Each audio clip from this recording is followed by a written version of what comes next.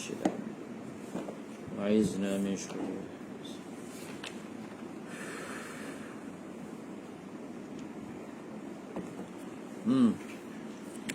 Syarat tawaf yang seterusnya, wa an yaj'al al-baita an yasarihi wa yamurru tilqa'a wajhi. Yang tu kan.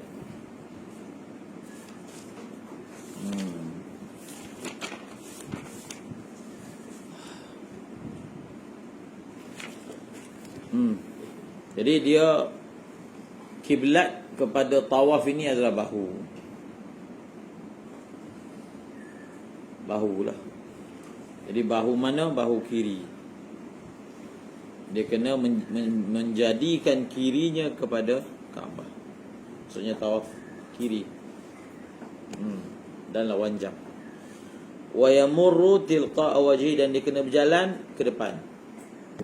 Kiri berjalan ke depan.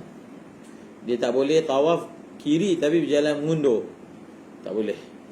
Itu yang dimaksudkan berjalan ke depan, jangan berjalan mengundur. Seterusnya, hal keadaan. Jadi tawaf ini dia ada mula, dia ada akhir. Mula dan akhir satu pusingan daripada 7 pusingan. Jadi dia kena pastikan mula daripada garisan mula dia, dan kena tamatkan pada garisan tamat, barulah dapat satu pusingan. Jadi mula daripada mana? Mubtadi'an fi dhalika bil hajaril aswadi. Kemudian muhadhiyan, baca dengan muhadhiyan lahu ay lil hajaril aswad fi mururihi alaihi ala al hajaril aswad bi jami'i badanihi, dengan semua badan dia. Mubtadi'an bil hajaril aswadi muhadhiyan lahu fi mururihi bi jami'i badanihi.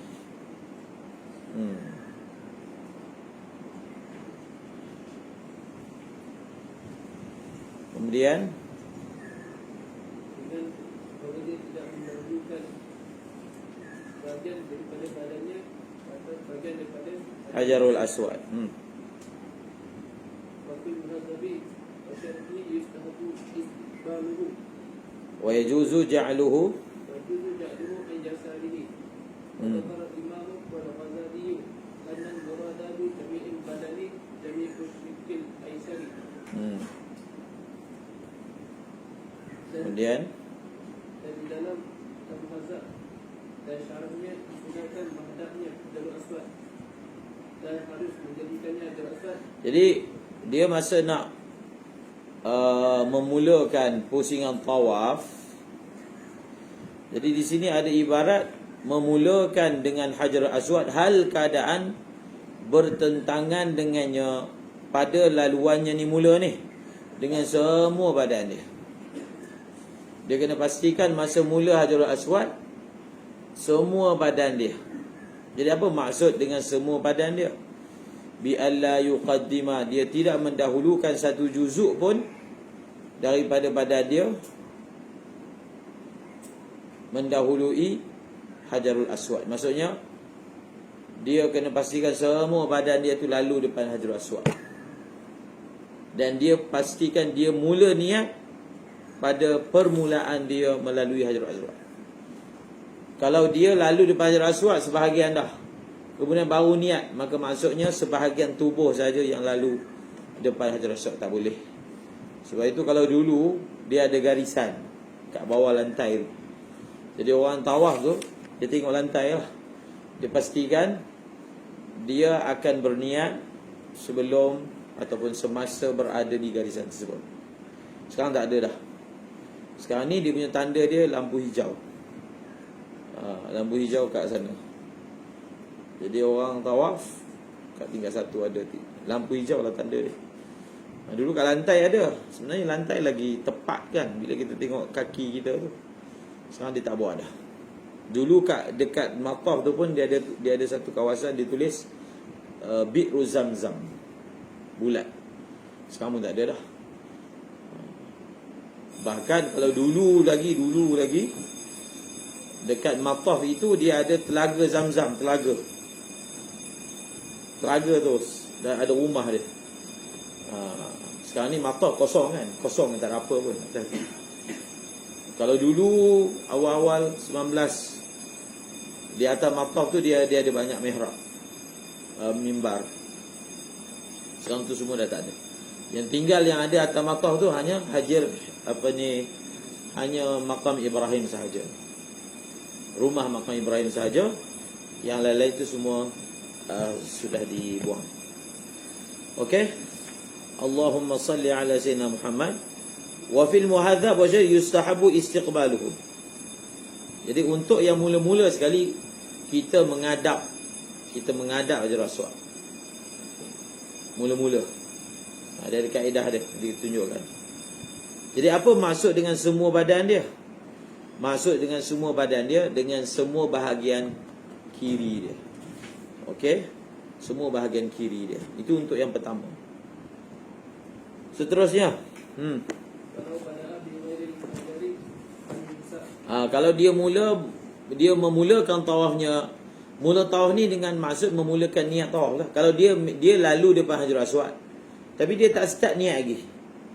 Dia niat selepas sudah melepasi Hajar Aswad, maka tawaf dia tidak dikira. Dia macam orang semayang terus baca Fatihah, tidak takbir, maka Fatihah ke rukuk ke semua tak kira. Maka mesti memulakan tawaf di tempat mula dia. Lam yuhsab. Jadi dia mula tawaf contohnya daripada rukun Yamani. Rukun ni maksud Kaabah ni ada 4 rukun kan, 4 bucu. Bucu Hajar Aswad, rukun Hajar Aswad. Rukun Yamani, Iraqi, Syami, dia mulakan daripada Yamani. Jadi tak sah lah dia pusing sampai rukun Hajar Aswad. Lepas tu dia pusing lagi kan.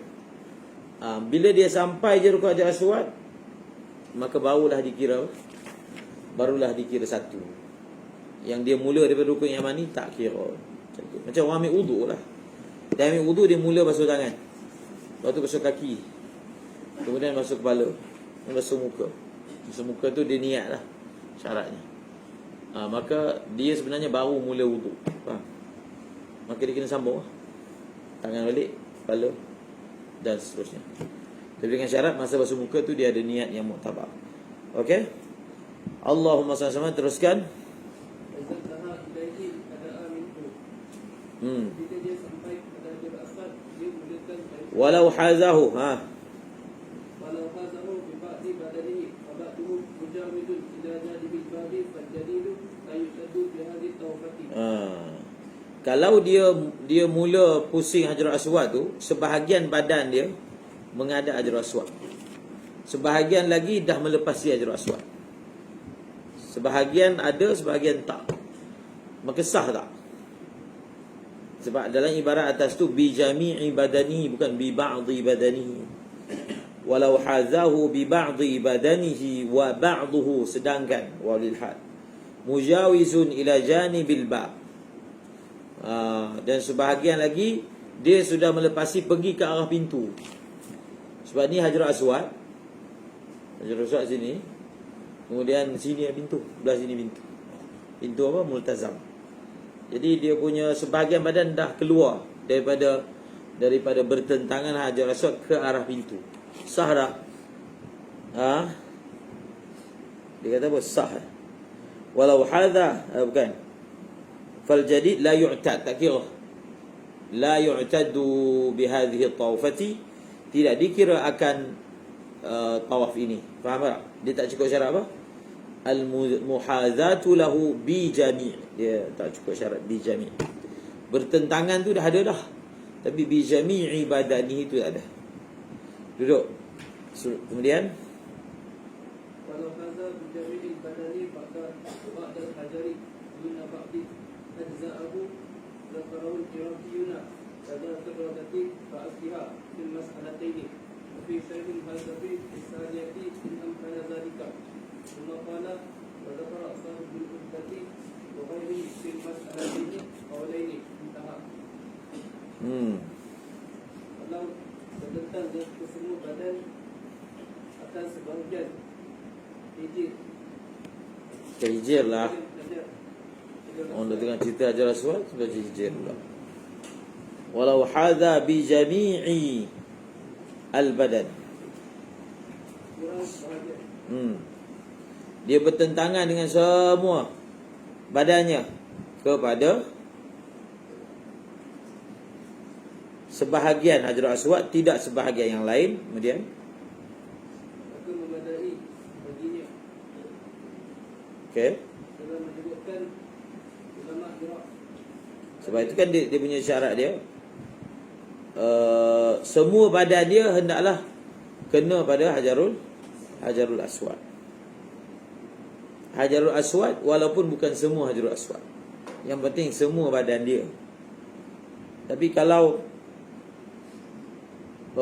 sebahagian saja badan dia bertentangan, maka tidak memadai. So semua badan lah syarat. Zakarahu al-Iraqiyun kadza fi rawdah ka asliha fi al-mas'alatain wa fi syarh al-muhadha fi thaniyah. Yang pada dalam syarah mazhab pada masalah itu sekiranya Dia mampu. Wa dzakara sahibul udda wa ghairuhu fi al-mas'alatain qawlin ta zahirun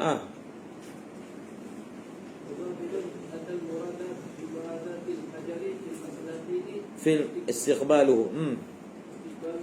وأن عدم الصيحة في الأولى أي في المسألة الأولى لعدم المرور بجميع البدن على الحجر، فلا بد في استقباله المعتد به مما تقدم، وهو ألا يقدم جزءا من بدنه على جزء من الحجر المذكور في الروضة وأصلها، وإن عبر فيه بينبغي، ولو استقبل البيت أو استدبره أو جعله عن يمينه ومشى نحو الركن اليماني أو نحو الباب أو عن يساره ومشى قهقره نحو الركن اليماني لم يصح طوافه. Jadi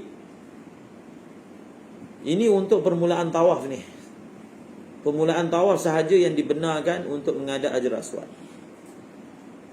Tawaf kedua, ketiga, keempat, dia kena pastikan kiri dia kena Hajarul Aswad.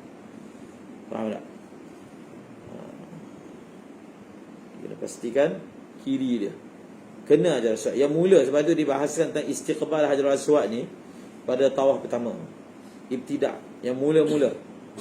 Jadi tengok, wa zahirun, zahirnya yang dimaksudkan dengan bertentangan dengan Hajarul Aswad pada kedua-dua masalah. Masalah pertama apa? Masalah pertama bi jami'il badan. Masalah kedua bi ba'dil badan. Masalah pertama sah, masalah kedua tidak sah. Jadi yang dimasukkan dalam kitab bila dikata bertentangan dengan seluruh badan dia dengan Hajarul Aswad, maksudnya dia menghadap Hajarul Aswad, tapi bertentangan. Faham? Wa anna, dan kenapa yang pertama tak sah? Punca dia li'adamil mururi. Faham? Dia punya masalah dia, dia tidak berjalan dengan semua badan dia, sebahagian badan dia saja depan Hajarul Aswad, sebahagian lagi dia terkeluar daripada Hajarul Aswad. Fala budda fi istiqbalihi al-mu'tad bihi mimma taqaddama, maka tidak dalam menghadapnya yang dikira, tak dapat tidak apa, mimma taqaddama. Mimma taqaddama tu apa maksudnya? Wa huwa ditafsir kepada ma taqaddama, wa huwa alla yuqaddima juz'an min badanihi ala juz'in min al-hajaril mazkuri. Okey. Dalam kitab Raudhah digunakan perkataan yang bari. Yang bari ni nampak macam tak wajib, tapi sebenarnya wajib. Itu dia kata dalam Raudhah guna ibarat yang bari. Nanti saya salah faham pula. Itu bukan yang bari dengan makna sunat je. Kalau dalam Minhaj dia guna perkataan wa an yaj'al baita, kan, dalam perkara apa? Yushtaratu, disyaratkan. Jadi menjadikan seluruh badan dia kepada Hajarul Aswad tu benda yang disyaratkan. Jadi mungkin dengan ibarat yang bari itu akan berlaku salah faham, maka dinyatakan di sini. Okey, ini tafriq daripada syarat tadi. Cuba kita tengok balik point dia. Nak tawaf ni pertama kena mulakan dengan Hajarul Aswad dengan seluruh badan, dan kena berjalan ke depan, dan kena bagi kiri ke Kaabah. Setelah kita tahu semua syarat tu, kita sendiri boleh tafriqkan hukum dia. Jadi sini mahalli tolong tafriqkan. Pertama, walau istaqbal baitah. Ini ada beberapa furuk yang mana tak sah. Dia tawaf dalam keadaan menghadap Kaabah, tak sah. Dan saya dah sebut menghadap Kaabah hanya dibenarkan pada menghadap Kaabah ni termasuk Hajarul Aswad lah. Menghadap Kaabah ni hanya, ataupun menghadap Hajarul Aswad hanya dibenarkan pada yang pertama saja. Kalau dia menghadap, tak sah. Sebab dia kena bagi kiri. Faham? Kiri tu yang kena bagi kepada Kaabah. Ini banyak berlaku salah. Kita tengok, tapi tak tahu lah kut mazhab dia lain. Bila setiap kali pusingan, disunatkan bila kita lalu dekat rukun Hajarul Aswad untuk kita istilam kalau duduk jauh. Istilam. Kalau duduk dekat cium, tapi nak cium mustahil lah. Setiap kali pusingan dia boleh cium, kira hebat lah. Faham? Dan tak digalakkan pun untuk cium semasa kita masih dalam proses tawaf. Sebab nanti dia lari. Sebab bila nak cium kena menghadap Kaabah. Faham? Sedangkan menghadap Kaabah tak boleh. Jadi sebab itu diajar, kalau satu orang tu diistilam, dia orang luar lah, dia sampai kat hijab tu diistilam. Dia pun tak tahu istilam tu apa, tengah melambai Kaabah ke. Dia masalahnya, dia istilam sambil berjalan. Dalam kitab fiqh kata, semasa dia istilam tu dia kena menghadap Kaabah.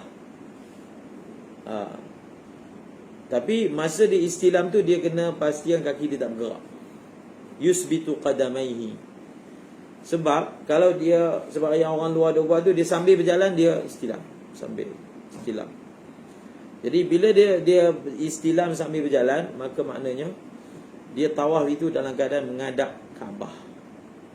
Sedangkan dia kena bagi kiri dia pada Kaabah. Jadi kalau orang tu kadang dia nak jaga, dia tak menghadap. Dia macam ni, dia macam ni. Dia boleh sini. Kaabah situ kan. Dia takut dia punya apa? Dia punya kiri dia lari. Sebenarnya boleh. Masa menghadap tu, baksian kita yang bergerak. Kemudian pusing balik, jalan. Faham? Tetapi di dalam tawaf ni, kalaulah kita ada, contohnya kita tengah tawaf, orang langgar kita, badan terpusing, dia tak batal. Yang batal tu bahagian tu lah, yang tidak sah. Jadi cara dia undur balik belakang, undur 2-3 tapak, jalan lagi. Faham? Contohnya lagi, antara syarat tawaf, dia tak boleh berniat benda lain dalam berjalan tu. Contohnya dia bawa anak dia lari ke depan, jadi dia lari lah, kejar nak ambil anak dia. Jadi masa dia lari tu, contohnya dia tak ada niat tawaf, maka tak boleh, tak sah. Jadi cara dia, apalah, ambil anak tu, jangan tinggal anak tu pula, sebab takut tawaf tak sah, yang hilang pula. Dia pergi ambil, dia ingat balik kat mana tadi dia mula lari. Dia undur balik belakang, kawasan tu belakang sikit, lepas tu jalan balik. Macam tu cara dia. Faham? Dia kalau terpesong, dia hanya patah balik, tak batal. Cuma juzuk yang menghadap Kaabah tu yang tak sah, maka kita boleh cover balik dengan mengundur ke belakang. Dia masalah mengiri ni,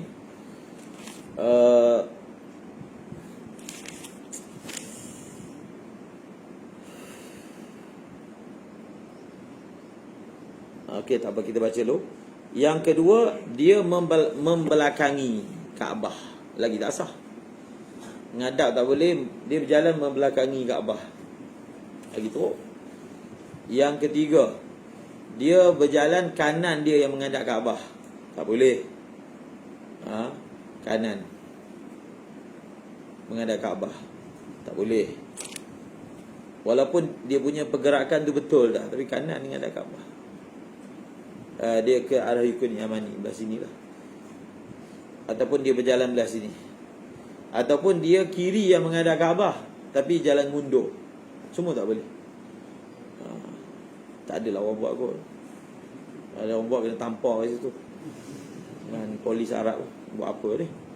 Pusing ke belakang pula, orang jalan depan. Masyaqqah qara kan, pusing belakang. Dah kenapa? Okey. Jadi dia masalah Hajarul Aswad. Ya, Hajarul Aswad ni apa, macam mana cara dia? Cara nanti kat depan ada lah. Yang paling afdal, dia dalam kitab guna perkataan sujud. Dia sujud pada Hajarul Aswad. Sujud yang dimaksudkan adalah meletakkan dahi. Letakkan dahi. Lepas tu cium, pegang. Kalau tak dapat buat, dia istilam. Tak dapat istilam dengan tangan dia, pakai tongkat. Faham? Kalau dengan tangan, dia cium tangan dia. Istilam. Tapi nak dapat cium tu sunat lah. Tapi jangan sampai buat benda haram. Pijak kaki orang, tolak orang, himpit orang, ataupun pau.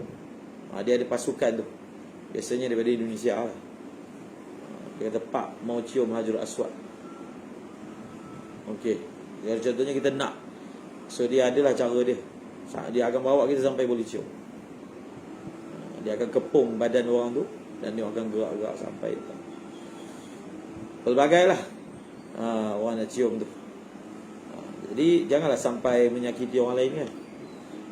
Menjaga tidak menyakiti orang lain wajib. Menjaga rasa sunat. Begitu.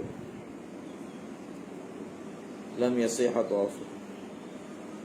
Seterusnya, dia masalah yang mengiri ni, dia ada masalah yang baru ni. Bila satu orang tu dia naik wheelchair. Wheelchair RM300 bayar ke Arab tu. Dia bila musim haji ni, bukan musim haji lah, sepanjang tahun dia ada tu orang yang boleh ambil upah tolak wheelchair. Dia ada baju dia, vest dia.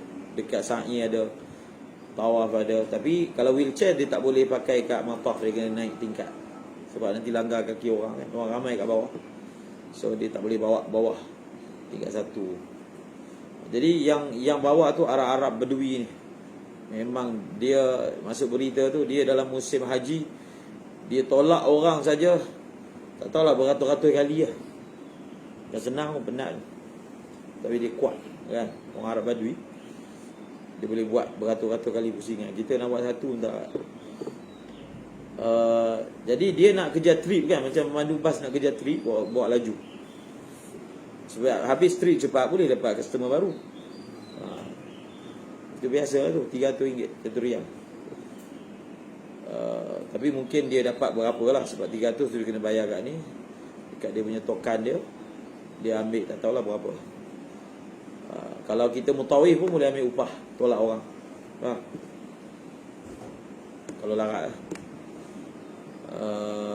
Jadi bila dia nak bawa laju, dia nak elak orang kan, dia akan pusingkan dia punya wheelchair tu. Macam bawa kereta, pusing sana, pusing sini. Di situ masalah dia. Orang tu tak tahu hukum. Bila dia pusing wheelchair tu, automatik orang tu punya kiri ni akan beralih daripada Kaabah. Sedangkan tak boleh. Faham? Tapi orang awam pun tak tahu hukum dia. Jadi habis. Pusing, dah selesai tawaf, duduk tidur je atas kursi wheelchair. Kalau enak lagi yang tolak sendiri, yang bayar tu pakai motor, ada kat atas tingkat 3. Itu pun kena jaga tak? Faham? Sebab tu masa kita nak tawaf, khususnya tingkat 1, 2, 3, kita kena pastikan. Sebab dia tak, bila di atas tu, kita kena pastikan kita ni menghadap kiri tu macam menghadap kiblat. So dia kena tengok lantai bawah. Faham? Sebab ada setengah tahun tu dia ada construction laluan tu. Jadi laluan tu kita kena pusing. Jadi bila pusing, badan tu pusing. So dia kena pastikan dia coverkan balik. Jadi cara dia nak jaga, tengok lantai, tengok kiblat, supaya macam kiblat. Sebab dia kan pusing bulat. Jadi bila kalau benda tu bulat, dia pusing, ada setengah keadaan tu dia akan jalan tu tidak menghadap. Kalau dia tak pastikan, so kena tengok, jaga. Dia makin atas makin orang tak jaga. Sebab dia mungkin dia jalan sebenarnya macam ni, tak menghadap. Tak nampak. Kalau duduk dengan Kaabah nampak. Duduk bawah. Atas berbandu kan, ni bawah lantai. Sebab dia pusing bulat kan. Masa corner tu biasanya dia tidak menghadap ke arah kiblat. Jadi dia menghadap arah kiblat ni dalam tawaf sama macam menghadap arah kiblat ketika solat. Iaitu bila kita makin jauh, maka makin besar dia punya arah dia, jihah dia. Macam contoh kan, kita menghadap kiblat, semayang sini, Tidaklah bermakna kalau kita jalan straight sampai Mekah, kita langgar dinding Kaabah. Tak. Faham? Kalau orang kat sini semayang, dia jalan straight sampai Kaabah, straight je. Dia jalan atas air semua, sampai Kaabah dia langgar dinding. Tak. Dia bukan betul. Tak mungkin. Kalau saf ni panjang 2 km, 1 kilo, sudah tentulah tidak semua orang tu jatuh pada, tapi dia punya kaedah jihah kiblah ni makin jauh makin besar dia punya arah. Sama juga. Jadi makin luas masjid tu, dia makin tahu makin hujung, maka maksud menghadap tu dia lebih luas. Tapi dia punya dhabit dia punya, kalaulah dia semayang dia sah arah hadap tu. Sebab tu dia punya berpandukan lantai yang ada di bawah. Kalau tidak, tak sah. Bila tahu tak sah, dia tahallul tak sah. Kemudian dia terus melakukan perkara-perkara yang haram, segi haram. Wallahu a'lam. Subhanallah.